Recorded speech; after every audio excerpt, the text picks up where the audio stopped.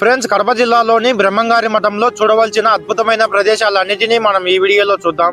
మొదటి ప్రదేశం వచ్చేసి వీరబ్రహ్మేంద్ర స్వామి వారు జీవ సమాధి అయిన స్థలం అన్నమాట. ఈ ప్రదేశంలో వీరబ్రహ్మేంద్ర స్వామి వారు 1693వ సంవత్సరంలో సజీవ సమాధి అయ్యారు. స్వామివారి జీవ సమాధిని మనం ఈ గుడిలో దర్శించుకోవచ్చు.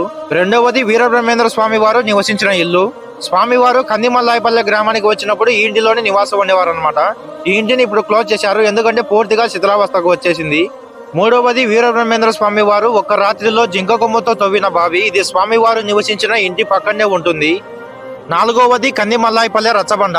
మన బ్రహ్మంగారు పోలేరమ్మ అమ్మవారిని పోలేరు నిప్పు తీసుకొనిరా అని పిలుస్తానే ఈ రచ్చబండ దగ్గరికి పోలేరమ్మ అమ్మవారు నిప్పు తీసుకొని వచ్చారు. ఐదవది వీరబ్రహ్మేంద్ర స్వామి వారి మనవరాలు ఈశ్వరీదేవి అమ్మవారి మఠం. ఈశ్వరీదేవి అమ్మవారు ఇక్కడే జీవ సమాధి అయ్యారు. ఆరవది బ్రహ్మంగారి మనవరాలు ఈశ్వరీదేవి అమ్మవారు 14 సంవత్సరాలు తపస్సు చేసిన గుహ.